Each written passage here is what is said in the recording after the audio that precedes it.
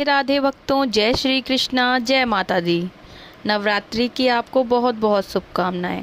नवरात्रि की कुछ पौराणिक कथाएं हैं जो हम आपको बताते हैं। नवरात्रि के व्रत को करने से पूर्व जरूरी है इस परम कल्याणकारी उत्सव की पवित्र कथा को जाना जाए। इस पर्व से संबंधित कई कथाएं प्रचलन में हैं। प्रस्तुत हैं कुछ प्रमुख कथाएं। कथा 1। एक पौराणिक कथा के अनुसार नवरात्रि में माँ दुर्गा ने महिषासुर नामक राक्षस का वध करके देवताओं को उसके कष्टों से मुक्त किया था।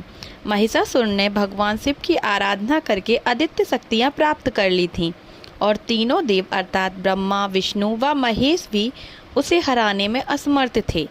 महिषासुर राक्षस के आतंक से सभी देवता भयभीत थे। उस समय सभी देवताओं ने अपनी अपनी शक्तियों को मिलाकर दुर्गा को अवतरित किया। अनेक शक्तियों के तेज से जन्मी माता दुर्गा ने महिषासुर का वध कर सबके कष्टों को दूर किया। कथा 2। एक नगर में एक ब्राह्मण रहता था। वह माँ भगवती दुर्गा का परम भक्त था। उसकी एक कन्या थी। ब्राह्मण नियम पूर्वक प्रतिदिन दुर्गा की पूजा और यज्ञ किया करता था। सुमति अर्थात ब्राह्मण की बेटी भी प्रतिदिन इस पूजा में भाग लिया करती थी। एक दिन सुमति खेलने में व्यस्त होने के कारण भगवती पूजा में शामिल नहीं हो सकी। यह देख उसके पिता को क्रोध आ गया और क्रोधवश उसके पिता ने कहा कि वह उसका विवाह किसी दरिद्र और कौड़ी से करेगा। पिता की बातें सुनकर बेटी को बड़ा दुख हुआ और उसने पिता के द्वारा क्रोध में कही गई बातों को सहर्ष स्वीकार कर लिया। कई बार प्रयास करने से भी भाग्य का लेखा नहीं बदलता है। अपनी बात के अनुसार उसके पिता ने अपनी कन्या का विवाह एक कौड़ी के साथ कर दिया। सुमति अपने पति के साथ विवाह कर चली गई। उसके पति का घर न होने के कारण उसे वन में घास के आसन पर रात बड़े कष्ट में बितानी पड़ी।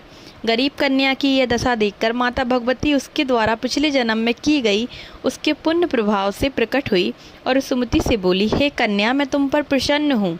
मैं तुम्हें कुछ देना चाहती हूँ। मांगो, क्या मांगती हो? इस पर सुमति ने उनसे पूछा कि आप मेरी किस बात पर प्रसन्न हैं। कन्या की यह बात सुनकर देवी कहने लगी, मैं तुम पर पूर्व जन्म के तुम्हारे पुण्य के प्रभाव से प्रसन्न हूँ। तुम पूर्व जन्म में भील की पतिव्रता स्त्री थी। एक दिन तुम्हारे पति भील द्वारा चोरी करने के कारण तुम दोनों को सिपाहियों ने पकड़कर जेल खाने में कैद कर दिया था। उन लोगों ने तुम्हें और तुम्हारे पति को भोजन भी नहीं दिया था। इस प्रकार नवरात्र के दिनों में तुमने ना तो कुछ खाया और ना ही जल पिया, इसलिए 9 दिन तक नवरात्र का फल तुम्हें प्राप्त हुआ। हे ब्राह्मणी, उन दिनों अनजाने में जो व्रत हुआ, उस व्रत के प्रभाव से प्रसन्न होकर आज मैं तुम्हें मनवांछित वरदान दे रही हूँ। कन्या बोली कि अगर आप मुझ पर प्रसन्न हैं तो कृपा करके मेरे पति को कोढ़ से दूर कीजिए। माता ने कन्या की यह इच्छा शीघ्र पूरी कर दी। उसके पति का शरीर माता भगवती की कृपा से रोगहीन हो गया। कथा 3। रामायण के एक प्रसंग के अनुसार भगवान श्री राम, लक्ष्मण, हनुमान